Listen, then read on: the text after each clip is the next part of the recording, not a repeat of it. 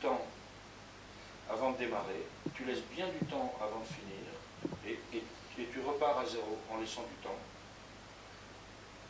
Et éventuellement, tu peux t'arrêter et écouter de la musique, ou ne pas écouter de musique. Si c'est pas de la musique, tu rien. Et si c'est pas de la musique, eh ben, tu arrêtes la radio. Un coup de ton doigt sur le tambour décharge tous les sons et commence la nouvelle harmonie. Un pas de toi, c'est la levée des nouveaux hommes et leur en marche. Ta tête se détourne, le nouvel amour. Ta tête se retourne, le nouvel amour. Change nos lots, crible les fléaux, à commencer par le temps.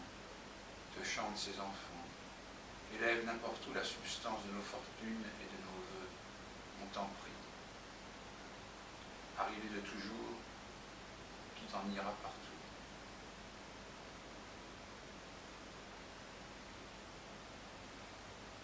Ta tête se détourne, le nouvel amour.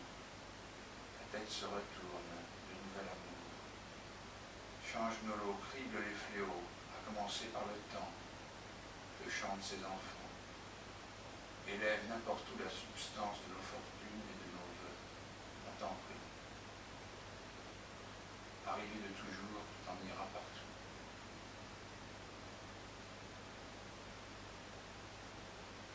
Un coup de ton doigt sur le tambour décharge tous les sons et commence la nouvelle harmonie. Un pas de toi, c'est la levée des nouveaux hommes et leur en marche. Ta tête se détourne, le nouvel amour. Ta tête se retourne, le nouvel amour. Change nos lots, crible les fléaux, à commencer par le temps, te chantent ses enfants. Élève n'importe où la substance de nos fortunes et de nos vœux. On t'en prie. Arrivé de toujours, tout en ira partout. Je parlais que je gérais 2 minutes. Ah oui, mais Il y a un problème sur le... C'est qui ou tu t'en iras partout? Je me demande s'il n'y a pas fait une petite... Non. C'est qui? Où est-ce que... Ah. Non, il faut que tu gardes le qui. Non. Mais... Oui, bah ça, les éditions diffèrent, mais celle-là, à mon avis, oui. Il faudra que tu refasses le cadre, hein, parce que là, t'as bougé. Là, je vérifie tout. Absolument d'accord. Je suis script aujourd'hui. Absolument d'accord avec toi. Tu savais le savon que j'ai passé à Tomoko ce matin. Oh, t'es dur avec les fins. Non, mais gentiment savon. Non, parce que j'avais préparé le cadre et après, elle a passé la serpillière. J'ai dit, bordel! Tu as raison. Mais non, mais il n'y a pas de raison. C'est-à-dire que c'est une phrase. Mais tu sais que c'est un poème qui est très très hermétique. Hein. Ouais. C'est l'arrivée. Ouais. J'ai lu 18 commentaires à peu près sur ce poème. Il n'y a pas un commentaire qui concorde. Chaque professeur de Sorbonne ou de faculté se contredit. C'est l'arrivée. Pense à un feu d'artifice. C'est l'arrivée qui va germiner. Oui. C'est ça que ça veut dire. Enfin, c'est ça que ça veut dire. Tu veux pas que je mette le numéro de ta page 104? Ça ne sonne pas. Non. Enfin, si ça te rend, tu peux le dire, je regarde.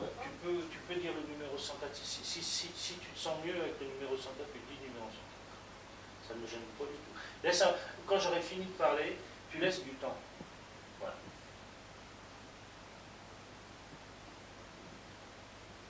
Page 104. Un coup de ton doigt sur le tambour décharge tous les sons et commence la nouvelle harmonie. Un pas de toi, c'est la levée des nouveaux hommes et leur en marche. Ta tête se détourne, le nouvel amour. Ta tête se retourne, le nouvel amour. Change nos lots, crible les fléaux, à commencer par le temps, te chantent ses enfants. Élève n'importe où la substance de nos fortunes et de nos vœux. On t'en prie. Arrivé de toujours, qui t'en ira partout.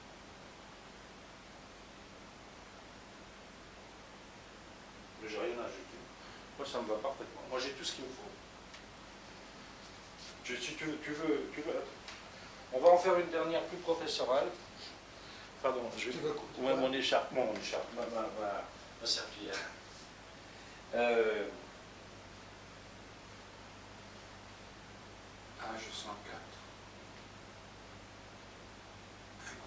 doigt sur le tambour, décharge tous les sons et commence la nouvelle harmonie. Et commence la nouvelle harmonie. Un pas de toi, c'est la levée des nouveaux hommes et leur en marche. La tête se détourne, le nouvel amour. La tête se retourne, le nouvel amour. Change nos lots, dribble les fléaux, à commencer par le temps, les chantes et l'enfant. Élève n'importe où la substance de nos fortunes et de nos vœux. On t'en prie. Arrivé de toujours, tu t'en iras partout. Non, avant c'était mieux. Tu fatigues là. Oui.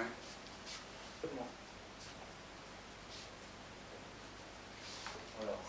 Hein, c'était pas trop douloureux. Hein. La deuxième partie d'un film que j'ai commencé au Japon. Pour le moment, le titre c'est Sumida Rimbaud Vézelay. Bon, c'est 3 parties. Attends, tu dis le début. Sumida, c'est le fleuve qui traverse Tokyo. Donc la première partie du film, c'est en boîte, c'est fait. C'est une espèce de pérégrination poétique. Alors le poète qui sert de référence à la Sumida à Tokyo, c'est le poète Basho, parce qu'il se trouvait que Tomoko et moi, à Tokotu, enfin c'était la banlieue de Tokyo, on habitait juste en face de la maison du poète Basho, qui est, je sais pas, le Villon, enfin l'ancêtre de la poésie du grand siècle japonais, voilà. Et la deuxième partie, ce qu'on est en train de faire maintenant, c'est Rimbaud. Et la troisième partie, ce que j'ai un petit peu commencé depuis quelques temps pour God, c'est Vézelay. Oui, mais Vézelay, c'est large, c'est-à-dire, quand tu dis Vézelay, c'est Théodore de Bèze ou c'est Romain Roland? Ah oui, très bien. Non, pas du tout Romain Roland, c'est la religion catholique. Parce c'était la patrie des Théodore de Bèze. De Bèze, oui, Qui est un Théodore. personnage important, dont Buñuel parle d'ailleurs dans la marche. Oui, voilà, Saint-Jacques-de-Compostelle. Et Théodore de Bèze en plus. Non, c'est pas Théodore de... C'est la religion catholique, alors c'est...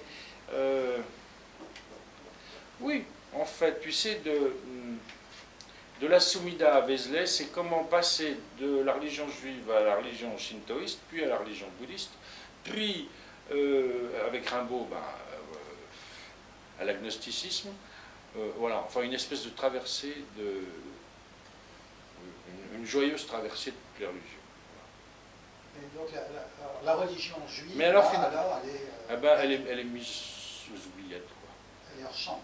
Voilà, elle est définie. Très présente. Elle est juste le point de départ, mais surtout pas le point d'arrivée. Voilà.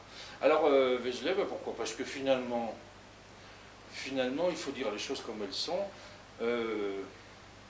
Artistiquement, intellectuellement, physiquement, physiologiquement, je suis quand même beaucoup plus proche de la religion catholique que de la religion juive. Je suis plus proche de la religion juive, enfin j'ai été proche de la religion juive quand j'ai été avant la mort de mon père en quelque sorte. Maintenant que mon père est mort, je m'estime délié du contrat moral qui m'engageait à la fidélité. Voilà. Et comme je n'ai jamais été... enfin, plutôt, comme j'ai toujours été, pour reprendre l'expression de Sigmund Freud, j'ai toujours été un juif infidèle, et maintenant je préfère abandonner l'infidélité au judaïsme et puis être plus proche d'une espèce de fidélité sans rentrer dans les ordres. Non, il n'est pas question que je me convertisse ou que je me fasse cureton. Non, mais être un tout petit peu, mettre en accord un peu mes émotions et mon intellect. C'est-à-dire que quand j'écoute le Requiem de Berlioz, ou le Requiem de Mozart, enfin Mozart ça m'emmerde un peu plus, mais enfin quand j'écoute des œuvres religieuses, elles sont en général toutes d'inspiration catholique. Et que quand j'écoute le Rasen ou le rabbin tel qui chante dans une synagogue, ça me fait chier. Bon, c'est pour ça. J'y peux rien. Ça ne m'émeut même pas. Et en plus... voilà, tout est dit. Ouais, bon. Ouais. Mais Schoenberg, il avait une phrase que j'aimais beaucoup. Schoenberg, enfin, tu sais qu'il s'était converti, reconverti. Tu sais le parcours de Schoenberg. Non, je ne connais pas trop son parcours. Ouais, mais c'est un type qui d'abord s'était converti au protestantisme, puis s'était reconverti au judaïsme parce qu'il ne voulait pas qu'on croie qu'il était, au moment de 1933, au moment d'Adolf Hitler, il ne voulait pas qu'on croie qu'il était en dehors de sa communauté d'origine. Mais c'est un type qui disait, ce que je n'aime pas dans la musique juive, c'est qu'elle pleurniche. Il disait, le lamento des violoncelles, tu sais. C'est ça que Chantal Akerman, elle adore. Et c'est pour ça que je ne supporte pas le cinéma juif de Chantal Akerman. Ça pleurniche au violoncelle. Mon Dieu, ça tu peux le garder. Mais toi, tu aimes bien le cinéma protestant aussi. Oui, beaucoup. Ah oui. Bah oui. Dreyer, Godard, etc. Dreyer, Godard, Pasolini. Ah non, Pasolini. Ah bah, Fini. Non, mais Dieu sait si Pasolini s'est inspiré de Dreyer et de Godard quand même. Ouais, Fini, Mais c'est dans pas- ses meilleurs moments, il est quand même protestant. Mais dans ses moins bons moments, il est baroque. Mais quand Pasolini il fait bien ses plans un peu épurés, tu sais, il y a des plans comme ça même dans enfin surtout dans Catonnet, mais même dans le film qui est un peu plus échevelé, le Christ, là, la Passion, l'Évangile selon saint Matthieu. Ben, même dans ce film-là où il y a à boire, à manger, mais même de temps en temps, il construit, enfin, pas il construit, il vide un peu son cadre. Hein, il le vide du trop-plein, et à ce moment-là, c'est souvent plus intéressant. Ouais. Bon, je ne sais pas pourquoi je parle. Non, c'est- Mais, c'est petit. oui, le cinéma protestant. Mais, Vous vous connaissez comment, en fait? du quartier, ouais. On avait une petite amie en commun. Il faut dire les choses comme elles sont. J'ai pris le passage du relais, enfin à quelques mois d'intervalle, hein, c'est ça, hein, elle s'appelait Catherine, hein, c'est bien ça. Ouais. Son nom de famille que je connais? Catherine Bonin. Ah, je la connais très bien. Mais oui, puisque tu as filmé ses seins. Ah bah oui, le Chez cinématon, Piala. bah, bien sûr. Ouais. Son cinématon, donc filmé en 82, Oui. juillet 82. Juillet 82, oui. Mais j'aurais dit 81, mais tu sais ça. Non, non, mais- Oui, non, mais et je te donc, je te fais le confiance. cinématon, c'est une seule personne, on ne peut pas être deux. Ouais. C'est un gros plan, enfin, comme tu as vu avec Godard. Et lui, il avait un peu, enfin, détourné un peu le truc. Il Oui. avait fait un cadre normal, cinématon. Oui, oui. Et à un moment donné, peut-être au bout d'une minute, d'un seul coup, on voit notre ami Vincent en train d'aller vers le bord du cadre. Et on voit d'un seul coup un sein qui entre dans le cadre. Mais Et après, elle passe derrière lui. Donc, à l'époque, elle était quand même assez jeune. Elle avait encore, je pense que maintenant. Bon, bref, pardon. Oui. Enfin, tu les as donc connus avant moi, ces seins-là. voilà, donc, voilà, cette histoire, tu la racontes dans 2000 Cinématon, quand je t'avais filmé en Oui, oui. janvier 2001. Alors à ce moment-là, là, je parle oui.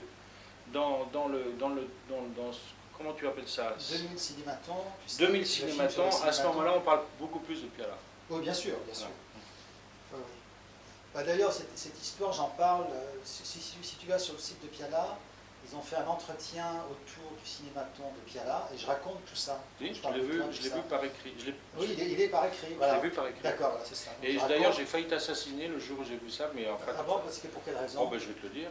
Mais c'est pas grave, de toute façon, ça me colle au cul. Il ne fallait pas dire que tu étais assistant de Ah, si, ça, au contraire, ça me va très bien. Non, théoricien du cinéma. Je traîne ça comme un Ah bah boulet. ça, quand on a, Je traîne ça comme un boulet.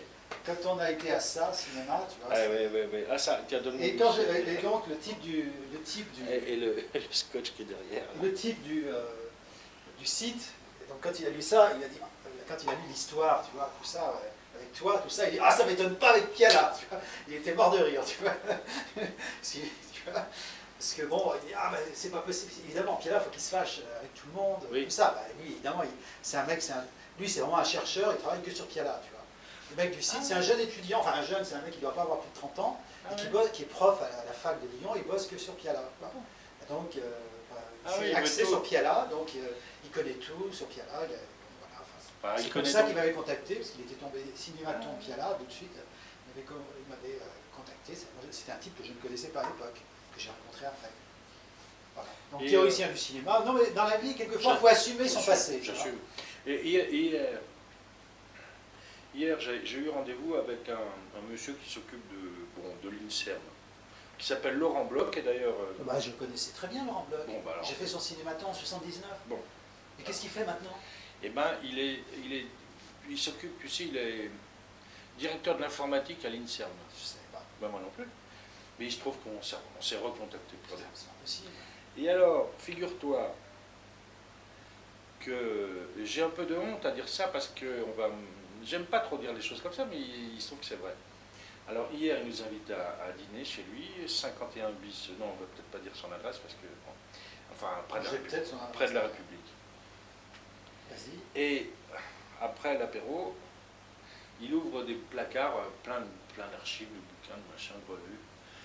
Et il a archivé tout, mais tout ce que j'ai écrit en tant que ce que tu appelles Alors, théoricien du cinéma. Non mais, bah, écoute, et je me moi souvenais aussi, évidemment j'ai des pas numéros du de ça. centième, mais Écoute, finalement j'ai quand même, non mais T'as quand même fait quelque chose dans j'ai ta écrit vie, beaucoup, oui c'est ça, mais j'ai écrit plutôt pas, non mais j'ai écrit beaucoup. Je me rendais pas compte que j'avais écrit tant que ça. Ouais, ouais. C'est de la folie, en plus. Je regardais juste la quantité. Mais j'ai été capable de pondre même une quantité comme ça. Oui. Oui. Ah ouais, alors c'est marrant parce que Laurent Bloch, ça fait tellement longtemps que j'ai plus le moins de contact avec lui. Tu Il vois. était lié au cahier du cinéma. Oui, bien sûr, voilà. bien sûr. Et je l'avais rencontré, je pense, en 78, tu vois, et donc c'est un type que j'ai vu pendant 1 an ou 2, on se voyait de temps en temps, puis après, ça, ces puis après à un moment donné, C'est les disparition. fameuses années, début des années 80, tout ce petit monde a explosé. tu vois, Après la rupture avec Stéphanie de Mareuil, tu as dû la ah oui, voir. je me souviens très bien de cette jeune Bon, femme, alors, Stéphanie- charmante d'ailleurs. C'était ma compagne avant Catherine Bonin. Oui, je me souviens très bien, vous aviez la cinémathèque ensemble, Voilà. tout ça. Alors, donc, Tu- après la tu faisais, rupture. tu faisais vraiment, tu étais dédaigneux vis-à-vis de nous. Oui, non, j'étais pas T'avais la déçu, grosse tête à ce j'étais moment-là, timide et fier d'être un avec peu Stéphanie. dandy, quoi. Enfin, oui. Tu me percevais comme ça. Ah bon? Oui, tu me percevais comme ça, mais moi, à l'intérieur de moi, j'étais ultra timide et complexé. Mais je me donnais sans doute l'apparence de ça. Oui, oui. Ouais, mais elle, je sais pas, je l'ai pas revu. C'est quelqu'un que j'ai pas vu depuis 20 ans, tu vois, je sais pas ce qu'elle est devenue. Tu m'en avais parlé, mais je. Bah, elle est maintenant, elle Elle est est grand-mère, bah oui. Oui, non, elle est assistante aux éditions du Seuil. Ah oui. Ah oui, alors c'est quelqu'un que j'ai plus jamais revu. Peut-être que je la recroise. Non, mais c'est quelquefois, pour mais- expliquer, si tu veux, la petite bande, parce qu'il y avait toute une petite bande avec. Ouais, Tu sais, il y avait celle qui a fait les gens extraordinaires, les gens normaux ils n'ont rien d'exceptionnel. oui. Tout ça, bon, enfin, ouais. tu vois, c'était tout ça, cette petite bande. Et puis après la rupture avec Stéphanie, moi, j'ai cessé de voir tous ces gens-là, quoi. Et dont Laurent Bloch. Ah, c'est marrant, ça. Que le monde est petit. Voilà. Alors donc, maintenant on va passer à autre Oui. chose. Donc je vais t'expliquer un petit peu l'aventure des cinématons. Parce que là tu as vu un cinématon, mais le principe il est extrêmement simple, comme tu as vu. Je dis souvent le cinématon, bon, c'est un peu le degré zéro du cinéma, c'est-à-dire c'est un plan fixe, ça peut qu'être qu'un plan fixe. Un gros plan, c'est-à-dire la grosseur d'une photo d'identité, grosso modo, c'est pour ça que ça s'appelle cinématon. Et il n'y a qu'une seule prise, on est en muet, et la personne qui est filmée est libre de faire ce qu'elle veut. Elle peut très bien ne rien faire que de faire quelque chose. Alors en ce qui concerne les Godard, je l'avais filmé pendant le Festival de Berlin, en fait on le voit avec toutes ces feuilles, et en fait c'était un contrat, c'était le contrat de vente de Sauf qui peut la vie à un distributeur allemand, et à ce moment-là, donc moi j'avais assisté à la transaction, c'était Karmitz qui était producteur principal du film, et donc j'avais assisté à la négociation finale, qui avait duré à peu près une demi-heure, et là ce sont les feuilles du contrat qu'il paraphe pendant le cinématon. Et c'est lui qui avait voulu faire ça. Ben, je lui ai dit, voilà, bon, qu'est-ce que tu préfères, tout ça, il m'a dit, ben voilà, c'est ça. Bon. Donc on le voit, alors, assez satisfait, parce que bon, quand on signe un contrat, bon voilà, on se dit, c'est une bonne chose de faite, et bon, il avait choisi de faire ça. Il y en a qui choisissent de ne rien faire, et le principe, on est libre de faire ce qu'on veut. C'est-à-dire que moi, à partir du moment où la caméra est partie, je ne dis plus rien, je suis discret, je ne parle pas. Enfin, tu peux même sortir du cadre. Enfin, Voilà, je dis rien. tu vois, bon, Vincent, lui, il avait été un cinématon très spectaculaire parce qu'il avait apporté une volupté extérieure qui normalement c'est interdit, mais c'est un petit malin, c'est-à-dire normalement c'est une seule personne le cinématon. Ouais. Et comme la personne n'était pas, C'était peut-être pas prévu à l'avance, si tu l'avais prévu ça. Ça s'est fait sur le coup comme ça, là, elle était là, tout ça. Elle était là, puis elle a Voilà. toujours mes yeux un peu libitineux. Voilà. On s'est dit tout. Ah oui. Non, je crois que c'était pas préparé. Certainement. Ouais. Mais vous voulez peut-être. Alors donc, oui, et je laisse le choix du lieu à la Oui, personne qui voilà, filme. c'est ça. Alors, voilà, si tu veux, je sais pas, être sur le balcon ou à l'extérieur ou ici, c'est toi qui me dis. Moi, je m'adapte à. Voilà. Très bien, d'accord. Et si vous voulez, moi je me mets dans la salle de bain comme ça. Bah, si tu veux, oui. si tu restes là, tu dois rien faire, être rien du transparent. Ah oui, à mon avis, moi je vais me mettre dans mon bain D'accord. japonais. Japonais, c'est-à-dire? Non, mais je veux dire, tu sais, Ah d'accord. je reste dans mon bain, et puis quand vous avez fini, tu frappes. Je frappe à la porte. C'est tout. Je crois que c'est aussi simple. Hein. C'est très bien. Comme ça, je vous fous une paix royale.